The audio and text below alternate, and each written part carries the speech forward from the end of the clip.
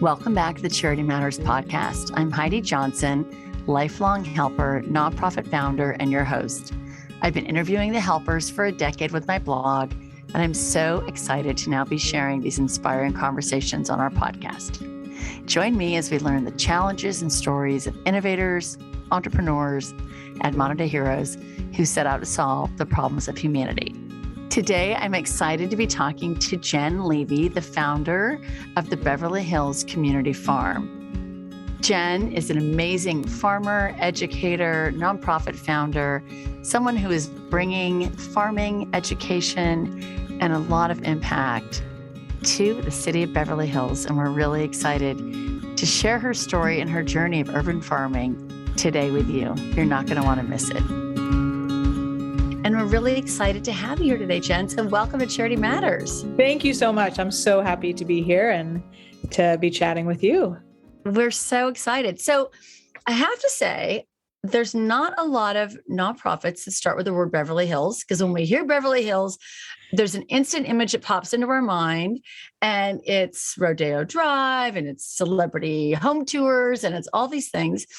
And so talk to me about what the Beverly Hills Community Farm does and kind of how you got your name and all that good stuff. Yeah, definitely. Well, you're correct. There's definitely not a ton of nonprofits that start with the word Beverly Hills. And so we're, hoping to change the narrative a little bit. But the three co-founders, myself and two other women, we grew up together in Beverly Hills, and really, are super excited to be bringing something back to the city, that we grew up in. We all went to school there. And so that was really part of kind of the planning when we decided to bring a farm back to Southern California, really making it in our hometown, right? So Beverly Hills is a small town, both population-wise and geographically. So having an urban farm that could grow local food for hopefully a significant portion of the residents, the restaurants, the community was super important to us. So we can make a pretty big impact in a small space by the work we're trying to do.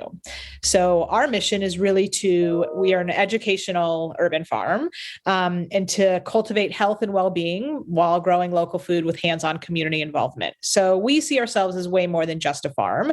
The food is definitely one piece of it, but really as a space, a gathering space, an event space, an education space to really provide tips and tricks and education on sustainable ways to grow food, or just to be in a really beautiful green space, right? So we don't get enough of that in the city. And so the farming is a big part of what we're doing, but education is really at the core of what we're doing. And more specifically, we really are passionate about intergenerational education, right? So really including so many different members of the community to learn and grow and be able to teach other members of the community.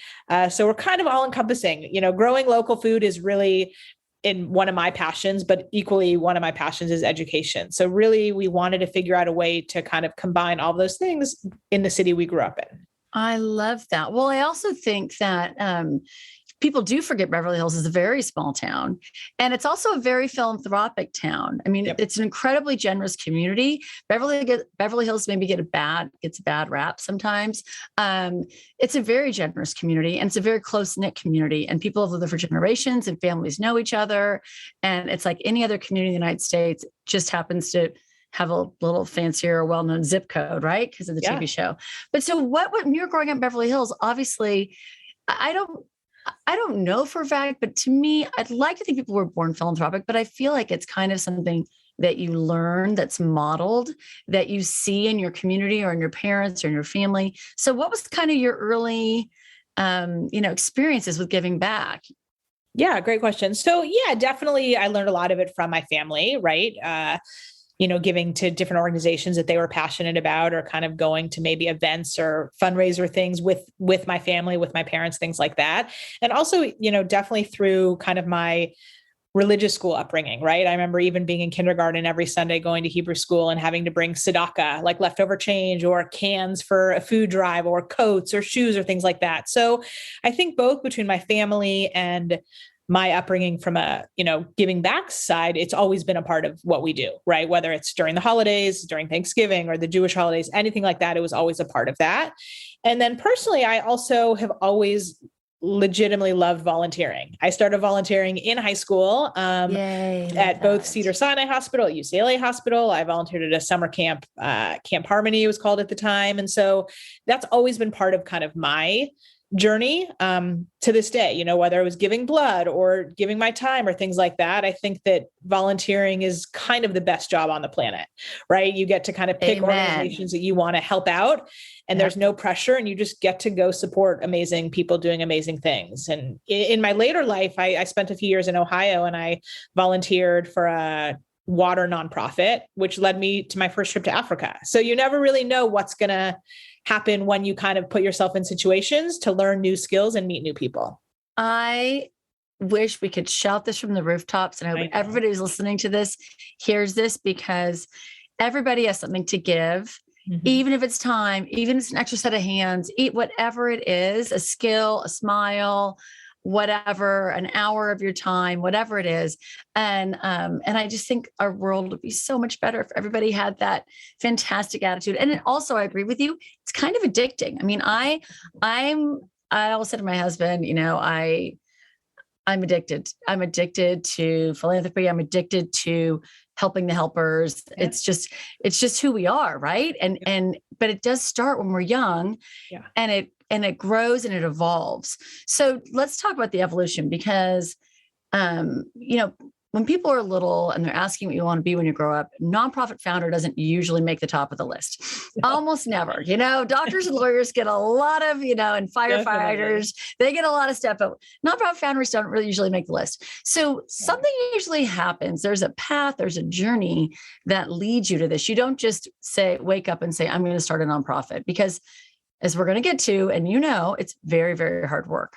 So what was the path that led you to this moment, to birthing this baby last year? I know, it's kind of a crazy journey. He's only journey. A year old, right? It is, yeah. I mean, almost 2. We launched January 2020 officially, but really didn't do a lot in 2020, given, you know, the state of the world at the time. So really 2021 has kind of been most of our growing. I am an educator by trade. And so have always, I was a classroom teacher, and then I started a school garden program and got really into gardening, and have always been pretty passionate about the environment, specifically water usage, and did participate in a fellowship program that led me to spend a summer in Ohio working on a farm summer camp there. And it was in Ohio that I met all these people kind of working towards local food, and in meeting all these farmers and all these people doing pretty amazing work. And so I finished the next year of teaching here in Los Angeles. And then I moved to Ohio so I could learn how to farm, essentially. I kind of just, I don't know what hit me, but sometime between coming back from that summer in Ohio and going back to my job teaching, just realizing that I wanted to do more, that I wasn't getting the same fulfillment of education as I thought I could from kind of combining education and farming. I just didn't know how to farm. I had never done it. I have a backyard garden, but growing tomatoes in my backyard is very different than like providing food for a lot of people. Yeah. So I quit and I moved to Ohio for a handful of years. And I spent 2 years there really working and learning farming. And then that brought me to Colorado, where I worked on an urban farm for 2 seasons, but knowing that I kind of always wanted to be back, not necessarily in Beverly Hills or Los Angeles, but closer to Southern California. And then trying to think about how I could create a space where I wanted to do all of these different things. It just didn't really exist here. So clearly the rational decision was just to start it on my own. Why not? And that's kind of what led it. You know, I never in my wildest dreams had imagined I'd be a business owner or start a nonprofit or kind of even a farmer for that matter. But just life definitely took me on so many different kind of paths that it just felt once I said out loud and got my co-founders involved and like we had these conversations, it just felt like, of course we're going to do this. Like we have to now. So yeah, but I never would have, even 5 years ago, I couldn't have predicted any of it. I mean, every nonprofit founder I've ever interviewed, and I've been interviewing them for a decade, no one ever saw it coming. Mm-hmm. No one ever sees it coming. It's just not something that when we write kind of our script in our head of what we think our life's going to be, somehow nonprofit founder doesn't usually, no one, every single person is like, this wasn't what I had planned for my life. I thought I was going to do this. And somehow something made me do that. And I just think it's fascinating that we all, these amazing humans like yourself who serve and feed and clothe and educate the world didn't see it coming. They never see it coming, right? So I just think that's all fascinating. So, I mean, when you're launching, I'm a nonprofit founder as well, and I founded a nonprofit in 2003, so a little while ago. But when you're an entrepreneur, you're a business person, and you're relying on the kindness of others, and you're actually farming. Those are all three really hard things, and you're putting them all into one, right? Yeah. So there has to be some challenges with that. Starting any business, nonprofit or not, is challenging. There's no business, there's no entrepreneur you could interview, nonprofit founder or not, that would say, oh, yeah, I just whipped that together. I mean, this doesn't work that way. No. So talk to me about some of the challenges.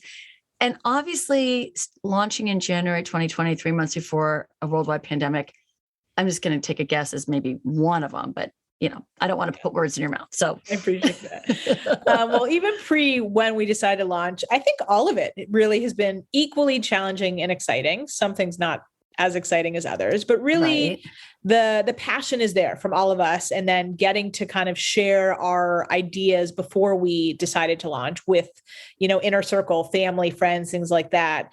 The desire for what we were trying to do, we only got really positive feedback. So going into January 2020, we were pumped. Like we were just like, let's do this. We're going to do it. Honeymoon phase. It's honeymoon. Exactly. So then we were like, okay, we're going to start a business. This is happening. Like there's a need for it. We can make such a big impact, on so many different levels. And then COVID happened, right? So we kind of just stopped, literally. I mean, as everyone did in many situations, we just stopped and spent, those first few months working on our 501c3 application for the IRS. And so we got that in June and had heard that maybe things were moving a little faster because of COVID. That did not turn out to be the case. So it took us till we didn't get accepted from the IRS till 2021. I mean, they tracked it for when we applied, but it took a very long time. So there were lots of things. We thought that was going to go smoothly. It did not. I mean, it went smoothly. It just took a long time. So then we worked with an amazing fiscal sponsor so we could at least start fundraising and kind of get up and running. And that was a whole set of different things we had to learn, right? Like which fiscal sponsor, who's doing what, all of those pieces. And then finally, really just January or December of 2020, when things were not great, but there was definitely a change in kind of the world, COVID wise. We were reading so much about for months how organizations weren't getting fresh produce and they were lacking all these, nutritional foods. And we just were like, we have to start. We can't wait. There's such a need right now. And so January 2021, we opened in a commercial space in Beverly Hills with 15 hydroponic towers. So since January, we've been growing food and donating to 3 main partner organizations.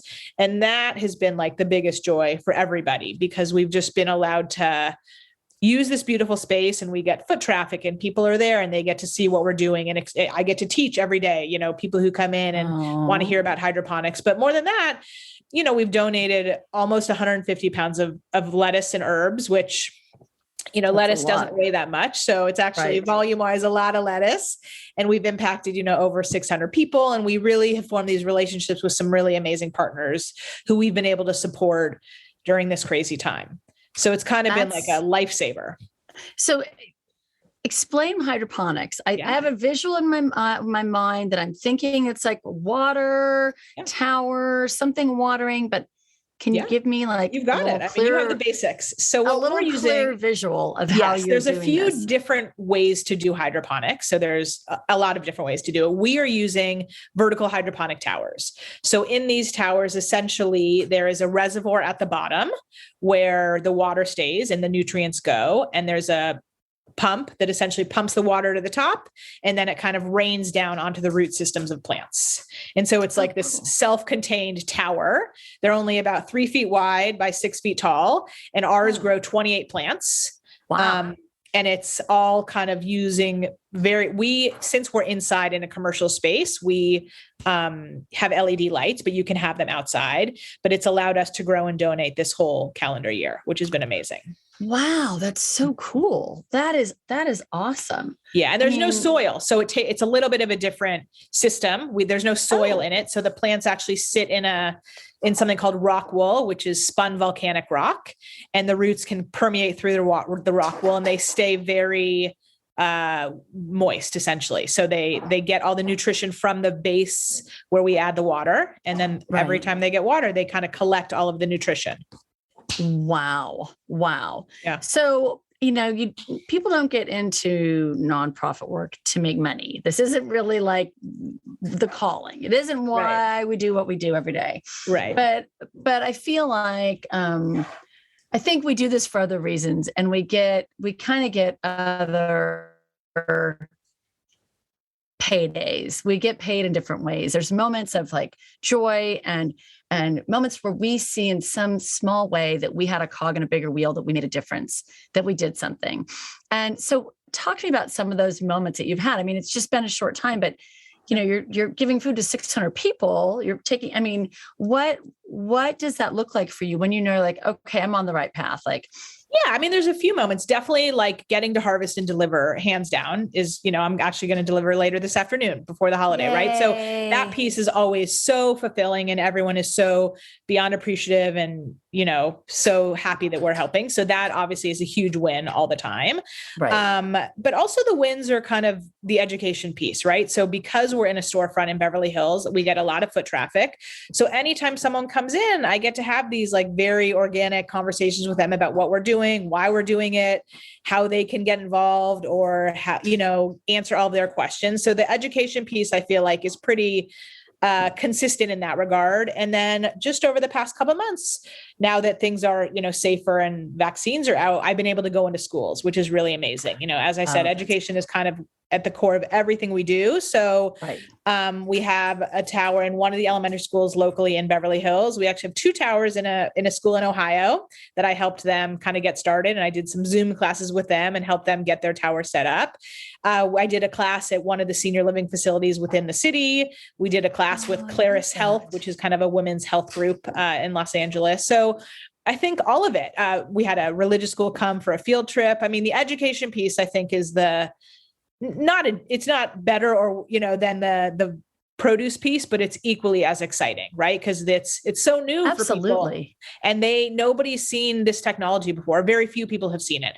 A lot of people have kind of heard about it or say like, oh yeah, someone told me about this, or can I do this at my house? But really showing people that there are sustainable ways to grow delicious, healthy, like nutrient-rich food.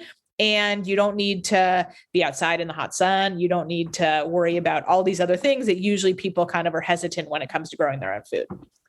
Wow. That is pretty awesome. So I think one of the biggest challenges, and you may have hit this milestone already. I mean, impact is a word that everybody wants to know your impact. I mean, obviously you're educating so many students, you're making so much food, you're serving so many people. Mm-hmm. But I kind of hate the word in a lot of ways, because you can't measure always the impact. Like if you influence a child's life and a child's like, oh my gosh, I want to do this when I'm older, or I want to be, you never know what that impact's going to be. But we're always asked as nonprofits, what's your impact? What's your return on investment? If I donate to you, what does that show? And why I appreciate people, and I love that we have to set goals and have milestones we want to achieve for organizations. It can be a really frustrating word, because we're just serving people, and you're serving and farming, like, right? You're farming and serving. Like, I just think farming, I'm like, oh my God, that's a lot of work, just farming, but farming and serving, that's like a double load. So when people ask you what your impact is, do you like to share about the education that you just shared? Do you like to share about, like, what do you think you guys have done in a year? I mean, you're obviously, you're bringing community together. You guys are doing so many things. Yeah, I think all of it. It's a great question. I think in our mind, we've barely scratched the surface, right? So yes, we've donated a lot of produce, and yes, we've kind of impacted all these people, and we've begun teaching, but that's just the very beginning of everything we want to do, So I think our impact right now is, yes, during a time where things were pretty crazy and people weren't getting access to fresh things, we could kind of be that bridge. We could help out in that regard. So that's super meaningful for us and really gave us a purpose when, the world, we had no idea what was happening. Right. So we were able to kind of like do what we do and provide for people, which is a huge impact, for us and for them. And the education piece, yes, is amazing because that's, again, it's not just about growing local food in a sustainable way. It's about showing people how to do that and teaching them how to do it and empowering them to maybe want to do it on their own, right? Especially younger generations, but all ages really. So I think we've just barely scratched the surface. I think that we're just getting started and our impact, like our long-term goals are so huge, that we just, if we can inch forward a little bit every day, like we're on the right path. Okay. So talking about long-term goals. So if you could dream any dream and when you set out to do this, were those big dreams already in place or have they evolved as you've been going? But what does that dream look like? What does that long-term goal or that dream look like? Yeah. I mean, I think definitely our vision and dream is to have a outdoor farm, educational farm in Beverly Hills, right? So we've talked with some people with Beverly Hills real estate prices. Exactly. So really as a space where we have soil farming to teach people about that, because there's still a huge need for that. And connection to the earth that you don't get with hydroponics, but also growing on a much bigger scale hydroponically. So we're just starting a big campaign to purchase our first shipping container farm, which is a hydroponic farm built inside a refurbished shipping container. And the impact of that, just from a numbers perspective, is we can harvest over 1,000 plants every single week. So the goal with that is to be able to provide to local restaurants, local grocery stores, start a CSA program, a community supported agriculture program. So residents or non-residents can purchase farm fresh produce directly from us. And we, over time, would love every restaurant to have their own shipping container farm that we can help them maintain, and every hospital to have one, and every senior living facility, every elementary school, like keep everything in-house, right? Grow your own food without a huge impact on the environment. And then you don't have to worry about where your food is coming from or what's happening to the land it's growing in. Like you can grow it here without having to rely on getting your food here from a far distance. Wow. That's amazing. Yeah. And the other thing I didn't even talk about with the impact is health. Yeah. I mean, the health. I mean, I know my husband's family was in the produce business, so I'm not going to get into the whole discussion about organic farming, because when they were doing what they were doing, they were providing the seeds to the farmer, and the price you yield per acre with pesticides versus non is significantly different. Right. I know it's a whole thing. So I don't want to open that whole can of worms. However, I have to believe that what you're doing is very healthy and pure and probably very chemical free. Yes. And the impact on people's health and just the education to make choices about healthy choices for your food, the ripple effect of that has got to be significant as well. Yeah, it's huge. There's no chemicals or pesticides, or I should say we use organic if we have to add maybe calcium or magnesium, depending on what we're growing, if they, are lacking some nutrients, but we can do that in the water system. So it's all organic and no pesticides. Also, there's no soil, so there's no bugs, right? So we don't have to have that battle, but specifically greens and herbs, which we grow right now, that's all we're growing because it's the biggest kind of bang for your buck. It's the turnaround is really fast. And since we're donating everything, we're trying to grow as much as we can in as little time as possible. But greens, the second you harvest them, they start losing their nutrients, right? Their nutritional value. So again, our vision is like, if there's, a container in the middle of Beverly Hills that in the morning we can harvest it and, bike it over to a restaurant and they have it on their plate for lunch, right? So they're not there's no leeway. They're not putting it in cold storage. They're not putting it in all these things. Like we're harvesting it and you're eating it an hour later or an hour and a half later. That's pretty incredible. Right? I mean, that takes farm to table to a whole new level. Yeah. But imagine if every city had urban farms, right? And they could do that, or every restaurant or things like that. Like we have obviously like lofty goals, but that's why, again, part of the Beverly Hills reason is that it's so small that we could make an impact and teach other cities how to do this. right? Like the so technology cool. is changing so much with farming, and you don't have to be a nonprofit farm to do this, right? You could grow your own food and be a for-profit farm and do a lot of other things. And it's still impacting residents in the community and the earth, essentially. So there's lots of methods to do it. We're just doing it in a different way than probably most. Wow. And if you had like the community, have they like rallied around you? Are they coming and helping? Do you have volunteers? I mean, how has been the kind of the reaction to everybody? Because again, and not saying the stigma of Beverly Hills, but you think, oh, I'm going shopping. You don't think, oh, I'm going to go help garden and farm and, or I'm going to go to a luncheon today and support this great cause. But no, I'm going to go and deliver food or help. Like, talk to me about your volunteer base and how that's working. We do have a handful of amazing volunteers. The difference, most of them don't help with the harvesting because I harvest and deliver right away. And it's usually either early in the morning or during the workday. And a lot of our volunteers also work. And so like we have a lot of evening volunteers or some weekend volunteers or things like that, but they help with seeding. We do our own seeding at the farm, and we do all the maintenance on the towers and all the, testing of the pH and making sure there's water and all of those things. So all of the day-to-day stuff, we have a handful of really dedicated volunteers who come in and help us. We're just getting our name out there. So the past 2 weeks, we had an info booth at the Beverly Hills Farmers Market, and we got to talk to people and tell people about what we're doing. But most people don't know we're around because, again, it was the middle of a pandemic, and it was hard to get our name out there. So we're just starting to really get our name out there and show people what we're doing and kind of show the city and the community and non-community, non-city residents who we are and what we're trying to do. That's so cool. Well, I love the entrepreneurial spirit of all nonprofit founders, but especially when it's new and you're in the honeymoon phase, and there's just something so exciting about birthing something new and bringing it into the world to help other people. I mean, it just makes you just all giddy and excited. I'm just excited for you. I can hear the enthusiasm, and I think it's fantastic. Thank you. So do you have like a phrase or a motto or something that kind of keeps you going, that you kind of live by or use? Anything that's kind of your go-to? No, not really. I mean, our motto at the farm is together we learn, together we grow.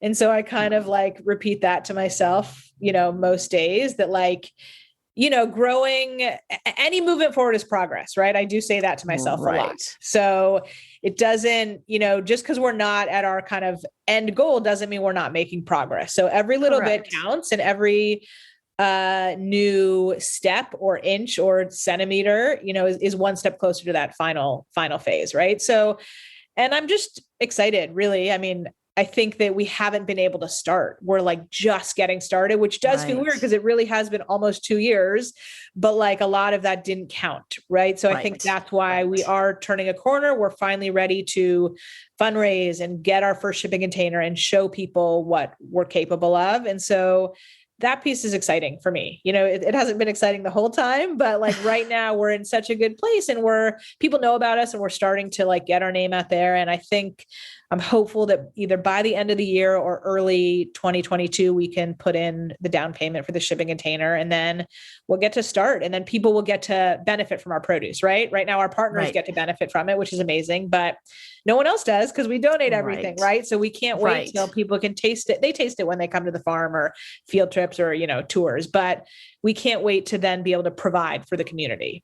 That's so awesome. I think that's so exciting. Well, and I think that it's so important to celebrate every little step and win. So I'm really glad to hear you doing that. I don't think enough people stop. And especially in the nonprofit space, we're going so fast. We're pulled in so many directions. We wear so many hats. I mean, we're working on our programs. We're marketing. We're fundraising. We are doing 1,000 things at once. We don't always stop and say like, hey, that was a win. Like we just did something there and that just moved the needle forward. And I think it's super important that we celebrate all those tiny steps because they do lead us down the path forward. And sometimes it can be hard, right? It can be hard. Yeah. So you gotta celebrate every victory. Every victory is a celebration. It hasn't been easy, but it's been exciting. And I think the hardest part was the not being able to do stuff or not being able to interact with people. Right. So we could donate food, but I wasn't meeting people. Or I wasn't getting to open the farm for open houses or, tours, things like that. So now that I get to like just keep the door open and people can walk in when they want and like have conversations, like those are the meaningful moments, right? To teach someone, even if it's one new thing that they learn that day, that's the piece that feels really fun that we weren't able to do up until recently. Right. Well, and community is in your name. I mean, you're the Beverly Hills Community Farm, community. And when you think about nonprofit is building a community. It's bringing people together. And so you were launching a community thing without having access to your community. Right. So now you're like, you're out in the world with your community, and that's the beauty of the work we do, is bringing people together for something good, which is obviously what you are doing in really great ways, which is super cool. So there's a lot of lessons learned on this little journey. Yeah. And it might be too soon to have the perspective or the foresight to look at some of the things that you've learned. But what do you think you've learned along this path? Well, it definitely started, in my experience working on farms, but I think patience is really pretty key. I think that everything, especially growing something. Well, growing food or starting a nonprofit, equally the same. Everything just takes longer than you think, right? And like having passion and being excited is great, but like there's gonna be bumps in the road. So just like trusting the process, especially because I don't know the process, right? I'm learning as I'm doing this. So just having faith and trusting the process. I've learned that you do need a team around you, right? You need community. So not just the co-founders or our board or kind of our big supporters, but just you need people you can call to either, ask for marketing help or social media help, or just to complain to, or just, you need people because you can't do this alone. It won't work. 100%. And really like be committed to what you believe in. I think that what you believe in is important enough for you to start a business, right? And if you're that convinced in it, then other people are too, right? They might not know it yet, but having faith in like what you're trying to do, like I know the work we're trying to do is going to help so many people in so many different ways. So like that hasn't changed. And, sometimes it's harder to remind myself of that, but I do trust that what we're doing is for everyone's good. Well, and I think at the end of the day your passion is so palpable. I mean, everyone I'm sure listening can hear this. I hear it, but I think that's one of the roles of the founder. I mean, is that you have the torch and your job is to light it to everybody and to spread that passion and that excitement so that they then carry it on and continue with this. So, I mean, you're obviously doing that. And I think that passion is key, but it takes a village. It's definitely not something, it's not work for the isolated. I've never met a nonprofit that's one person's like, oh yeah, I did that. And I did it alone. Right. That's just not the way this rolls. This is a team sport all day long. This is all about team, all about community, all about connection, all about working together. So do you think you've changed with any of this? Do you think anything has changed? Or you think that you're still the same Jen that you were before? Or do you think that you've kind of been like, wow, I'm more patient now, or I'm more this now? Or what do you think? Yeah, I think I've changed. One, because I was never one to be in the spotlight or take the lead. I was very content, doing my thing and being good at it and being successful, but not needing any praise or kind of public anything. I would have been fine never having any of that. Clearly, as the founder of a nonprofit, I can't be that person anymore. So I think that piece has changed. And as you said, I mean, obviously I am very passionate about this and I know the work we're trying to do is good. So it's not as scary as I thought it would be, right? Because it's easy for me to talk about farming, or education or sustainability and all those things. So those things haven't changed, but I guess my willingness to, talk about it and put myself out there has changed. That's never been part of kind of who I've been. But to your phrase about being committed to what you believe in, I mean, you're walking the walk, right? You're talking the talk, you're walking your walk. You believe in this and you are spreading your mission. And that is that is half of what we do. I mean, that is our job, is to believe and spread our mission so that we can kind of, help and support more people in this work. So I think you're off to a really great start, Jen. I'm pretty excited for you. I think this is really great. And I think this is going to be a great thing for Beverly Hills too. I mean, I think this is bringing the community together in a really nice way where, it used to be, when I grew up, and I'm a lot older than you are, but when I grew up in LA, it was it was kind of a place you go visit your grandparents. It was kind of a very sweet, small town. You would ride your bike to get ice cream, or you'd go. It was just a very small, close-knit community of very generous people. Sure that people had beautiful homes and addresses, but it was a very nice place. But people have been a little more removed lately. And so I'm excited for you to bring that community piece, people back together. I think it's a gift. I think it's a huge gift. Thank you. It's exciting. I think it's going to be fantastic. Well, obviously it is fantastic, not going to be. It is fantastic. So tell us how we can support you. Tell us how we can get involved. Tell us where we can donate or follow your social media or visit if we're traveling and Beverly Hills is a destination for us and we can stop in and do something cool on our travels. Yes. Well, right now, you can follow us. All of our social, everything is linked on our website. So we have Facebook and Instagram. I believe our handle is BH Community Farm. So you can follow us on all of those. And our website, all three of them kind of can update you on all of the things happening.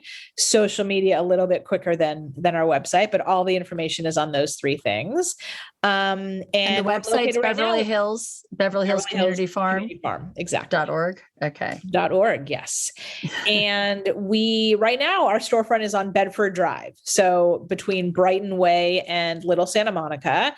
And we love visitors. So you can definitely come in and say hi. The best way is usually to shoot me an email, which is just jen@beverlyhillscommunityfarm.org.